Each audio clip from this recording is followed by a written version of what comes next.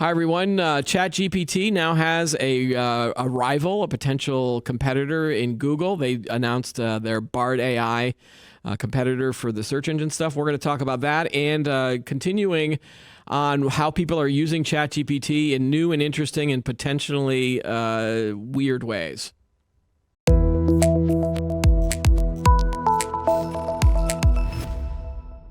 Hi, everybody. I'm Keith Shaw from Today in Tech. We are going to talk about the new Google Bard AI, which is the big competitor. CEO Sundar Pichai. Sorry, I messed that up. But he introduced basically the competitor to ChatGPT, which has taken the internet by storm. In a blog post, he basically told that he told employees that the company will be enlisting every Googler to help shape Bard through user testing event in the spirit of an internal hackathon, according to a CNBC post.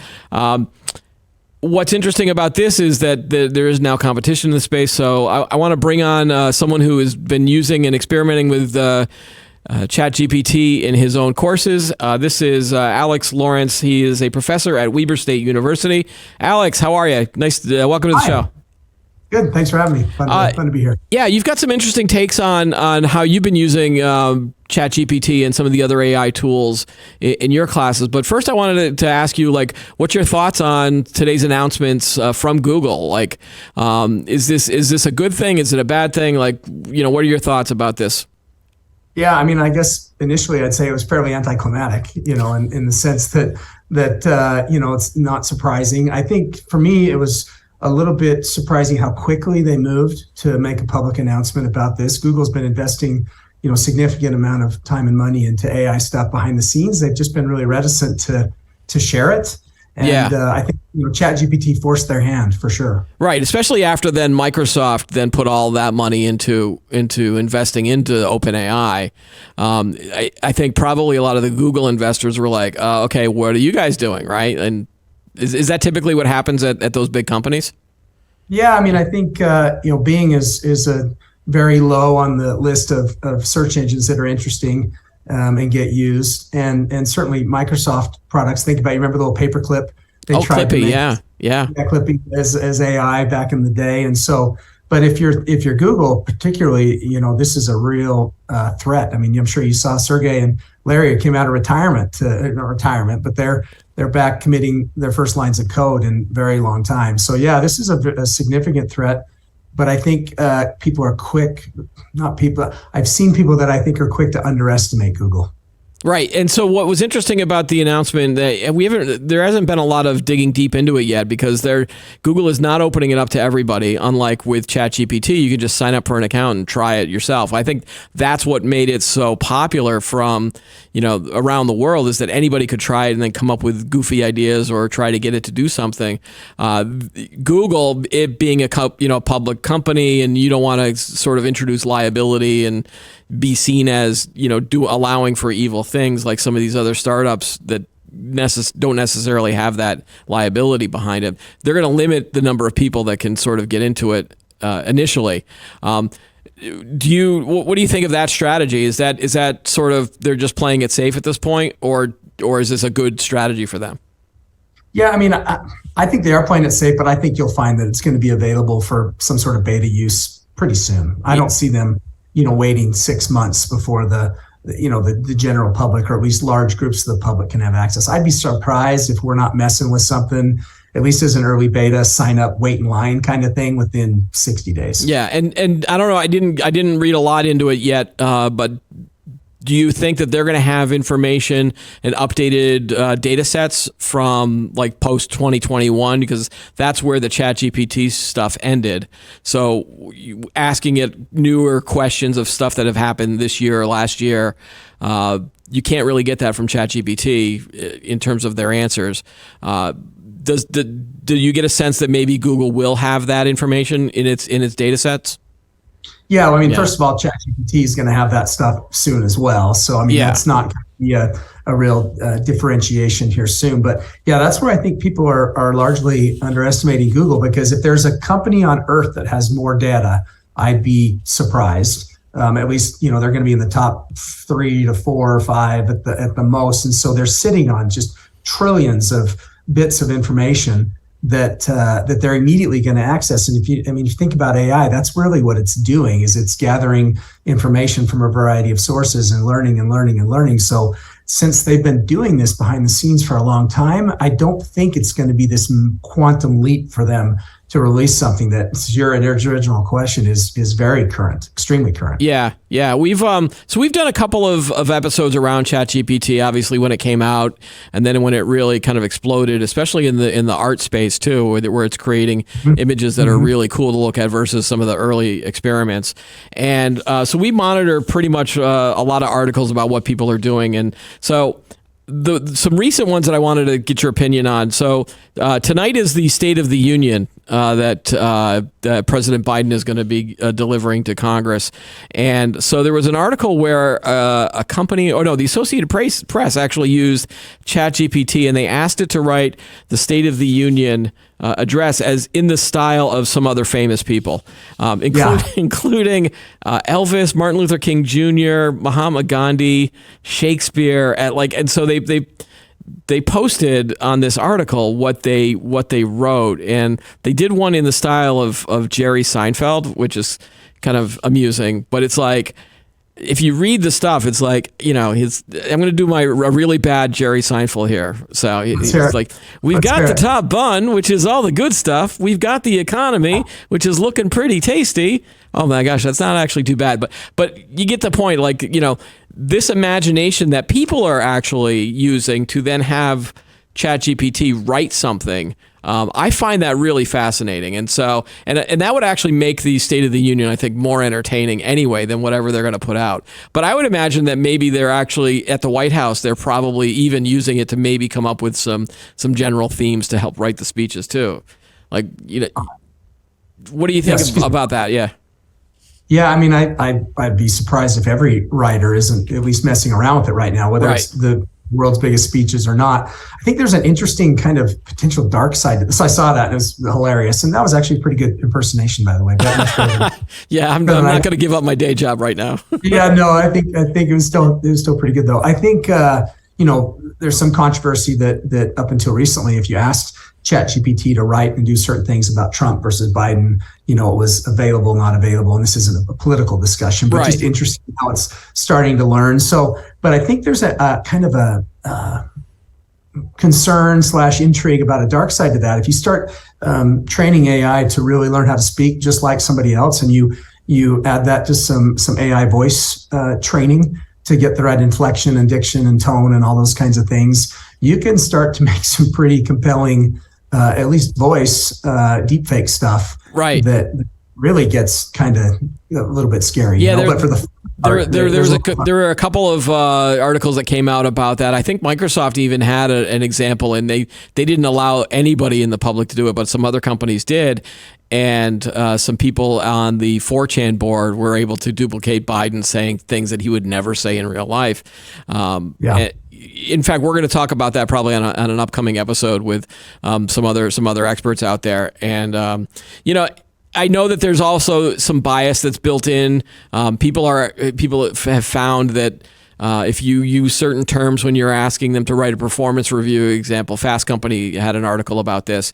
If they said, give a performance review for a bubbly receptionist, and then it automatically added the word she to it instead of, a he or a they or anything like that, assuming that you were writing about a woman versus, and then like write a performance review for a strong construction worker, and it came up with he. And so, again, the bias that is introduced in this, whether it's gender-based or even racial-based, we've got to figure that out before we start using this and accepting this as a kind of a way to go here. There was there was one other article I wanted to talk about was PC Gamer actually did an article about a student who took the ChatGPT stuff in terms of being able to write, connected it to a 3D printer that had a pen on it, and then it was basically able to write its response out for this question or the essay in his own, not in his own handwriting, but in a handwriting style. Because again, one of the early things that came out about ChatGPT was people using it to then basically cheat on essays or look up answers or write essays like that. And so he figured, well, I'll just have, so a lot of us teachers were like, well, you have to handwrite everything out now instead of typing it out. And so, that was one way. And then, so there's this arms race going on between people that are using it to cheat. But then you've got people that are using it to catch cheaters and things like that. You're in the education space. You're a professor at Weber State. You've got an interesting take on it too, that you are saying that you're allowing your students to use ChatGPT for things. Can you talk a little bit about how you're using it in some of your classes? Because you teach a lot about sales technology and things like that. So talk about how you're using it in your classes. Yeah. So, you used the phrase arms race, and I'll just kind of riff off of that. If it is one, education is going to lose. It's not a fair fight. And you just look at the tradition of technological innovation, and if there's alternative uses, people are going to find them, they're going to figure them out, they're going to open source them, they're going to host them in different places, they're going to, and students are going to find them. And so I had that kind of thought very early on that I'm not going to spend my time anyway policing that kind of stuff. They're adults. And so, I'll use the tools that are available to help detect it, and there'll be consequences if it does. But if they really want to spend, you can spend 5 minutes finding tools that you can cut, paste, spin it around, different vocabulary, different phrasing, different tone, put it back in. And good luck trying to find that as a cheating tool that catch that, right? So that realization was really quick for me, that I feel like it's a losing battle of cat and mouse or whack-a-mole or whatever game to do it. So once I quickly realized that, I thought, okay, let's embrace it. Let's and not only that, I feel an obligation in my classes, which are very hands-on, real world based, no theory. That this is happening in the business world right now in a big way.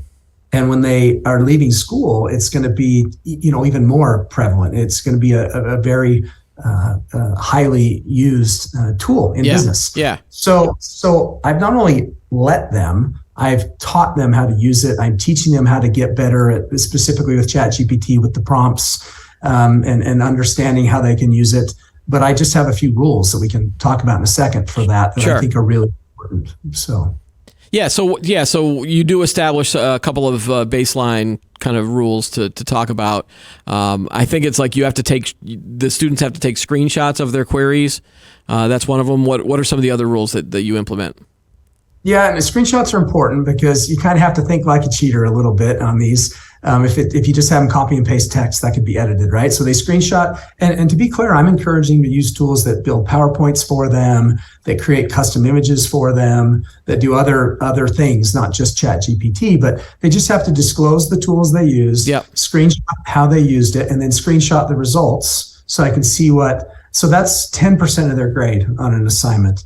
The remaining 90% is them interpreting that in their own words, and not just interpreting it, but they do it in a presentation format. And I have this thing called Alex's 5 immutable laws of a good PowerPoint presentation that I've taught for years, that requires them to do real short bullet points that they speak to, right? And so they can't have notes. They're not just reading, paragraphs of text on the screen. They actually have to internalize it and understand it well enough that they can kind of teach it, which is, like the taxonomy of learning. That's one of the highest forms of learning, is being teach it. So those rules should be used in corporate world too. I've still run into a lot of bad PowerPoint when I've seen some presentations go. No kidding. I pound it. I'm like, look, there is only one right way to do a PowerPoint presentation, and this is it. I don't care what else you hear, this is it. So I teach that in all my classes, but it's a particularly good way for them to really show that they understood what it was. And there's two really interesting outcomes. That one of them I anticipated, and one of them I did not. If you'd like me to, to go into those. Sure. Yeah. So the one an outcome that I anticipated is, hey, if they follow the format, these brief bullet points, and they can explain it, whether if it's online, asynchronous, they record, video, audio, so forth. And if it's in person, it's in person, that they're going to, they're going to grasp it better. And also that most students, they're going out, they're doing a Google search, they're doing the best they can to find the information. But SEO companies and marketing firms, they're gaming those results, right? So they're not always the best. So they're doing the best they can, especially since this is a introductory course. And the information they come up with is varying degrees of okay to good, especially earlier in the semester. So what I'd hoped was this will shortcut them right to the good information as a research tool, that then they'll be focused on learning and sharing the right information. And that has absolutely happened. The quality of what they're learning and sharing early in the semester is significantly further ahead than I've been doing this for years. Right. And so that's one. The unanticipated outcome that is also really positive is in the in-person classes when they do this, which, by the way, they can choose. If they don't want to, they can just turn in a traditional assignment, say they didn't use any of the AI tools, and go that route, although some might require it. But anyway, back to the class was subjected, that's kind of an aggressive term, to previous semesters of listening to these that were, varying degrees of okay to good. Yeah. And so some of the information they were getting or was being reinforced wasn't ideal, right? But now they're in, an hour, 2 hours of classes, hearing this stuff from their peers in vocabulary and language that their peers that relates to them, that's really good. Yeah. And so now they're learning the right stuff twice. And I think down the road, I'm going to measure that. My strong inclination is that the quality of their learning is going to go up quite a bit. Did you get a sense when this first sort of started taking off that the students were bringing this to you, or did you, because you've always had an interest in technology, that you sort of got ahead of the curve? And then are you getting any inquiries from either other people at the university or other professors, in terms of this is the right way to go, or maybe I shouldn't do it this way? Yeah, I mean, as a lifelong entrepreneur and tech person before academic life, I've said many times, as soon as I stop bringing the cutting edge stuff to class, I'm done. I'm out. And so, my personal and professional interests are new technology. So at night, on the weekends, you're the same way, right? We're reading about stuff. We're following people on Twitter. So I bring stuff to them, I think, generally speaking. Yep. But I was surprised when I asked them, only about 10% had heard of it before. This was right at the beginning of January. Right. And so, but of those 10%, they had not just heard of it, they'd been using it. And but the other 90% had never even heard of it. And so that was a bit of a surprise. As far as my department, I'm lucky. I work in a really progressive, innovative department. Yep. And they're very supportive, and they're like, go for it, do it. And we're going to watch closely, and we talk frequently about it. Same with my college, the engineering and technology college. So I'm at a place where it wasn't scary to try this stuff, which is an advantage. In academia, there's a lot of places even still that have no idea what they're going to do. But I've had a lot of inbound interest from other professors. I actually have a meeting after this today with the local school district, K-12. And so a lot of people are kind of trying to figure out, what to do with this stuff. Yeah. Do you get a sense, though, that you're also then talking about some of the pros and the cons of this, or are you just sort of embracing it in terms of ways that students can benefit from it? But do you also then explore maybe some of the dark side of things, or is that not sort of what you need to do, or in your role? No, I think it'd be foolish not to consider those things and be aware of them, and because it's not a panacea here. There's definitely some things that you want to think through. Like I said, with the way I've structured my assignments, I really thought about how can you beat the system here? How can you use this? Because that was my immediate second thought when I saw it, is this is the greatest cheating tool ever invented. You know?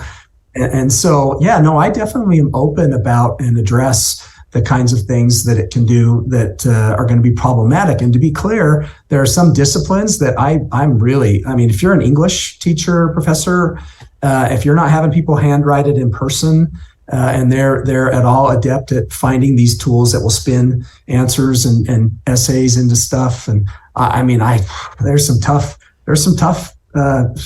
arguments there for and against, for sure. Yeah, I always felt like that when I was going to school, that if it took more effort to try to figure out how to cheat than it would be just to do the assignment, then it wouldn't be worth it. So it now feels like we're at a tipping scale where it's so easy to get the answers, and then sort of massage it, that maybe you will start seeing more and more cheating. There was an interesting point that you raised up in one of your blog posts on your site, where you were talking about some unintended consequences. I want to bring up a couple of those. First, you said that for university systems, most of the people that are applying to schools, you have a transcript, right? You have so you get your grades in school, but then a lot of colleges, you have to get an essay now. Right, you have to write an essay in order to get into college, and so you were saying now that if you may see a lot more people writing essays that are a lot better than they used to be. Can you kind of expand on that? Do you feel like that's a good thing or a bad thing, or like how should colleges react to all of a sudden these college admission essays are really good? Yeah. I mean, so let me unpack that just a little bit. So most of them, there's three categories. One is like a financial need of some sort, which you can't really fake. It is what it is, income and stuff like that. Right. That was the third one. Yeah. The other is your academic results, again, is what it is. Yeah. So the differentiator, at least the scholarship committees I've been on, is the essay, really, because, these other two kind of are what they are, and you meet those boxes. And so I've read lots of scholarship essays over the years, and I can tell you the gap in quality is quite wide. And so you can tell that some spent very little time and others spent a lot of time. What I think is absolutely going to happen in these very next rounds of scholarships is there's going to be very few that will appear that they spent little time. They're all going to be much better. Right. And so the challenge is that reasonable and fair? Because you've got these folks that really spend a lot of time and others that spent very little time, and it's difficult to differentiate the quality. It's going to make scholarship dollars a lot more competitive, which isn't that, in theory, that isn't bad. But if it's essentially cheating on essay writing for scholarships where there's real need there, it's a tough one. And again, I don't know how you get around it. Unless you sort of use the tools that can detect if an AI has written it. But if you take the basis for what they're going to give you, what ChatGPT spits out, and then if you modify that and edit that and put in some personal examples, then it can't really tell, right? No, and there's, so you might see like video interviews or live discussions, but let me ask you this question. If you have one screen with your ChatGPT kind of answers, and you have your Word document over here, and you're kind of reviewing it and typing in your own words and kind of reviewing it, typing in your own words, and if you laid them right on top of each other, there was some strong similarity, right? Yeah. Is that cheating? Right. No, I don't think it is. Especially, and there might even be some learning going on because you're reading it and then you're absorbing the information as you're retyping it or rewriting it or rewording it. In theory, but historically, you couldn't really do that easily. You'd have to go out to Google and search for all these articles, right? Maybe you find some articles that are good or not as good, and this is, if it's used properly, it's like the ultimate research tool, right? Yeah, the ultimate time-saving research tool. Yeah, and then you also brought up the idea of alumni donations potential, and this gives a little. This goes a little dark, to be honest, Alex. The idea that if ChatGPT and these other AI tools are helping students, they might graduate more, or more people will graduate and then become alumni that become successful, and that might be an incentive for them to start donating back to the school. You want to expand on that without getting into the tinfoil hat kind of territory? Yeah, and certainly wouldn't suggest that people are going to do this, but was it the old Charlie Munger, from Berkshire Hathaway, like show me an incentive and I'll show you a result, or vice versa of that. And so, a lot of schools are funded based on, from a variety of sources, based on like graduation rates and completion of degrees and how long it takes people to complete a degree. Yep. So they've got these really strong incentives for those numbers to get better. And I think that's a good thing, right? And so if AI and ChatGPT and others make it easier for students to get passing grades at a cheating level, I'm talking about, because everybody wants to help students get passing grades using great tools, right? But if essentially cheating is helping more students pass, helping more students graduate, helping more students even go to college because they feel like they can handle it, or graduate faster because they can take more classes, because they can do more. All those things would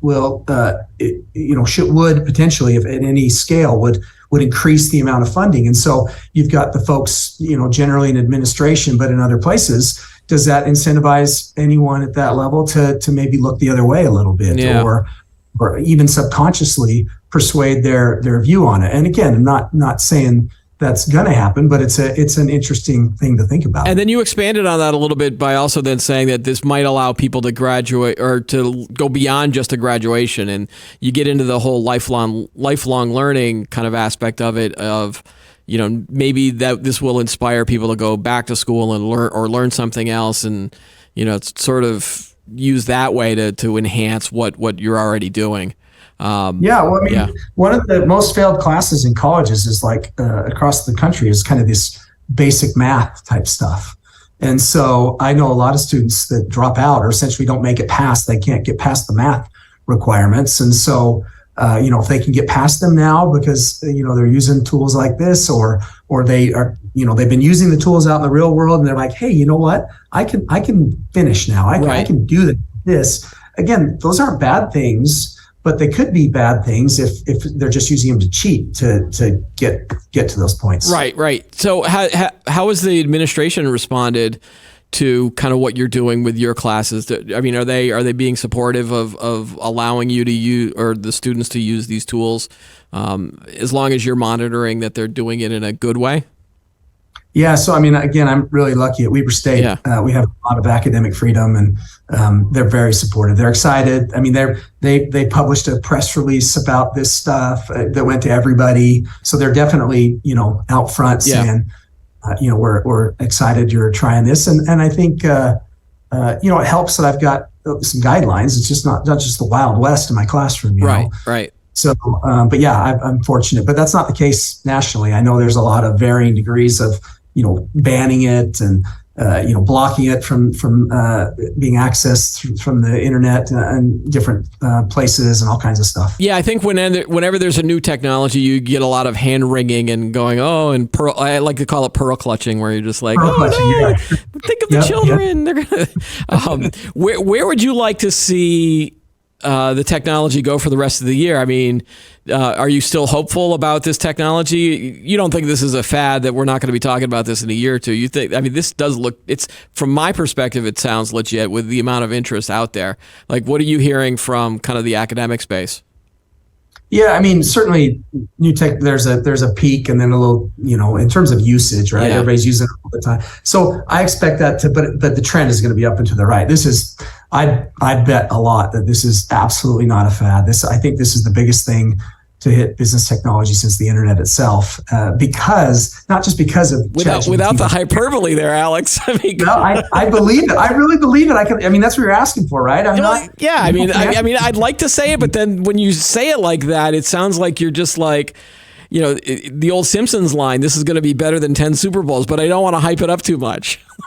Yeah, well, I guess I'm thinking down the road what the kinds of things that are going to come from this. Yeah. Start thinking about things like a Siri or an Alexa and having this kind of immediate access to great, helpful information and just time savings and stuff. And then how you integrate that into your home and your family. There's just a lot of ways, if you want to, that this can, but there's also these really scary things with deep fakes and jobs it's going to eliminate and all that stuff. But there's going to be so much innovation that a version of what we're seeing now, I think, is going to continue to explode for the next however many years. Yeah, my hope is, at least for the rest of this year, is that companies open this up to allow everyone to try whatever they want. Like, throw the pasta at the wall, or throw everything at the wall and see what sticks. Because if you don't do it now and you just sort of integrate this tool into, and again, I'm going to blame Microsoft, because they're going to be like, well, we're going to integrate this all into your Office applications. And it's like, that's not what I want from it. I don't want Outlook to tell me how to write a better email, or because there are tools out there that help you write better with Word and things like that. If it becomes a corporate but a lot of people do want that. I know. But like, personally, me, I don't. Right, I just I like fun stuff, like, write a State of the Union address as if it was Elvis Presley, which is what they did here. It's great to be here today. There's my other impression. Think about this, though. For the average user, I need help creating a PowerPoint presentation. I was going to ask you. Yeah, Alex, I was going to ask you about that. There are AI tools now that can actually just spit out a presentation. You just tell it what you want, and it sort of does this, right? Yeah, and it's still early. Okay. But it's gonna create a template or an outline or a starting point, a jumping off point that's better than most for a lot of people. But talk to me a year from now, especially if it's integrated into Office, like let's say PowerPoint again. I think it's going to be. I think you'll find a lot more people to use that than don't, because it's going to be so integrated and so easy. And that's why Microsoft put $10 billion into ChatGPT, because they recognize that it's going to have a. I mean, think about spreadsheets. I mean, most people are really intimidated with spreadsheets. I'm going to raise my hand here and say the same thing. Right? Like, I'm totally. I mean, I use it for the most basic tables, and just so if someone tells a formula to me, it's like, wow, you're way over my skill in terms of spreadsheets. So think about this, like on the computer programming side, which isn't it interesting that 6 months ago, if you were a parent and you just had to pick a degree or a field of work for your child to go into with no other information, you probably would have said like software developer or computer science or something, right? And now it's like, well, wait a minute, those entry level coding jobs, they might suddenly be right. at very risk. But what you can do with coding, and you'll be able to do this with Excel, you can just tell it what you want. Like, this is the answer I'm trying to get. I want to know this. Yep. And it'll just say, okay, well, answer a few questions for me. And then it'll do all the equations, all the complicated stuff and for you, and then give you the answer that you're looking for. And so that kind of stuff probably would make you'd use Excel a lot more, which is what Microsoft is interested in, right? Well, Alex, you're the first person that actually made Excel sound exciting to me.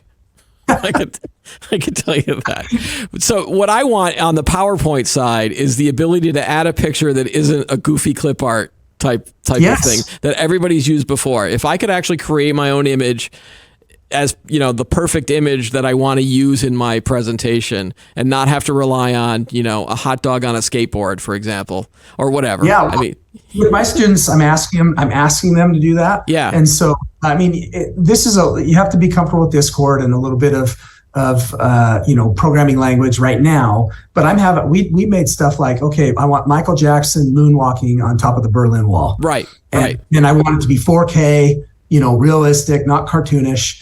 And that blew their mind that it took a little bit of time to process, but, under 2 minutes, they got this, and so then they were doing, Harry Potter on a surfboard with a 6-pack. Stuff like that, right? So yeah, that is, it takes a little bit of advanced knowledge to get there, but in a few months, you'll be able to just type that into like a search bar type thing, and images will pop up. And so I actually think that's a really fun, exciting, cool use for it. Right. I think the one that I went to that I got a lot of good answers for was Elton John playing checkers.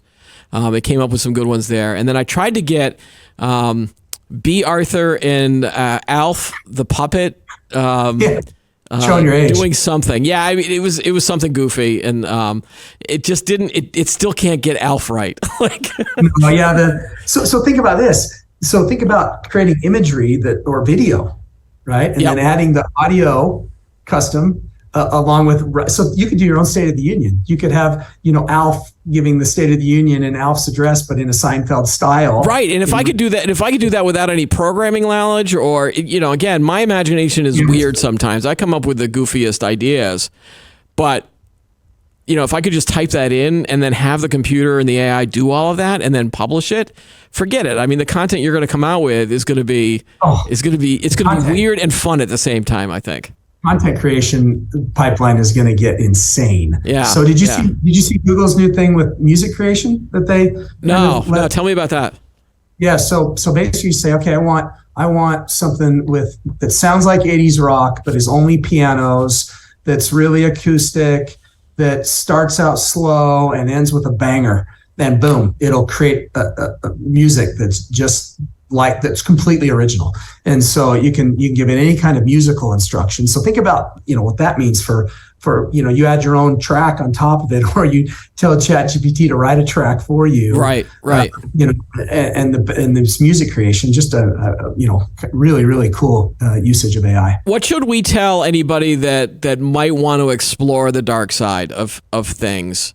Like from your position as a professor, obviously you want to bring this up. You want to say like, hey, don't do evil with this, or if you do, I don't know. I would just tell people not to do evil and hope that they trust me. But we are seeing things like these deep fakes that are trying to imitate someone's voice, or the list is pretty weird. Like the one example I use a lot is the hackers that are using ChatGPT to write emails that sound like they're written by a human to get you to give them money, because at least that was the last defense when you got one of these emails.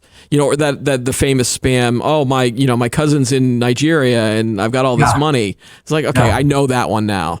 Right. So how do you then tell your students?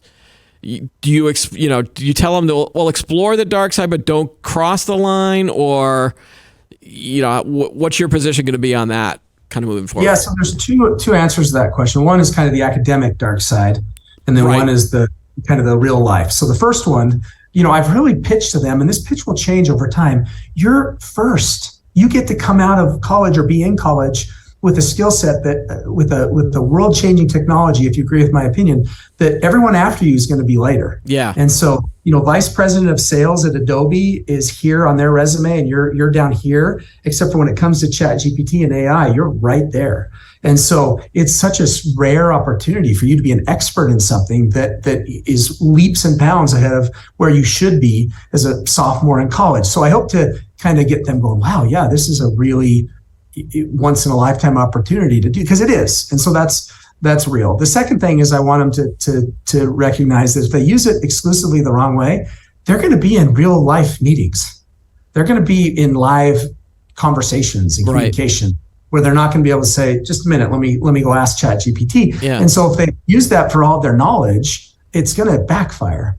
And so that'll be enough but there's always going to be a subset outside that's still gonna take the path of least resistance. Yeah, and I wonder if there's going to be either companies or people that are rewarded for sort of some of the bad behavior that might come out. I think back to the early days of the phone phreaking and some of the stuff that Kevin Mitnick was doing, where he was using the dial tone. This is how old I am. The dial tone to then break into some of these databases. Free long distance calls, right? And the War Games movie when he was hacking into trying to find video games. The whole hacker technology. You've been eventually these guys now become security consultants and white hat versus black hat hacker. Do you think we might see that in this space too? Yeah, I mean, so you mentioned earlier like 4chan and Reddit and stuff. There's places you can go for all kinds, and they're already doing it. You should go look at some of the stuff that some 4chan communities are doing to get ChatGPT to do things it doesn't really want to do. So it's Dan, DAN is, I just barely read about this. So you figured out some commands to get it to do stuff that it's not supposed to do. That scares me a little bit, Alex. Yeah, it does. I mean, it's Terminator-esque kind of stuff, right? And so, but my students, I've shown them a couple things on the academic side. I'm like, look, here's some things out there, because again, it's naive to think that they're not going to find that stuff on their own. And so I'd rather just talk about it. And get it out open and let them know that they don't have to do that in my class. They can embrace it and use it. So, but on the personal side, like out in life and stuff, the things you're talking about, that makes me very nervous, because you start looking at some of like NVIDIA's got this technology where your eyes stay focused where you're doing this. And you've seen probably the video of the two AI people that have a conversation with each other that all they did was give it the first sentence, like to say hello, and then it goes from there. So you start going out further and going, okay,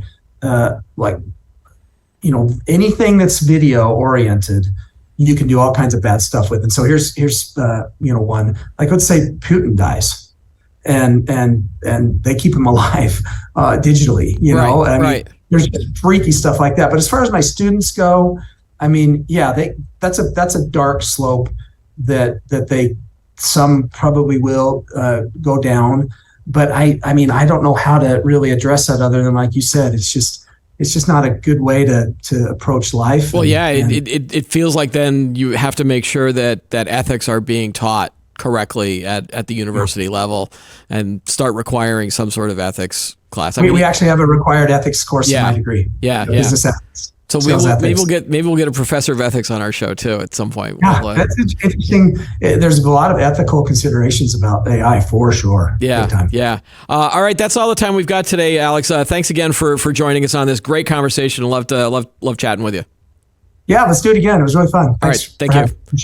And don't forget to like this video, subscribe to the channel, and add any comments that you have in the space below. And join us every week for new episodes of Today in Tech. I'm Keith Shaw. Thanks for watching.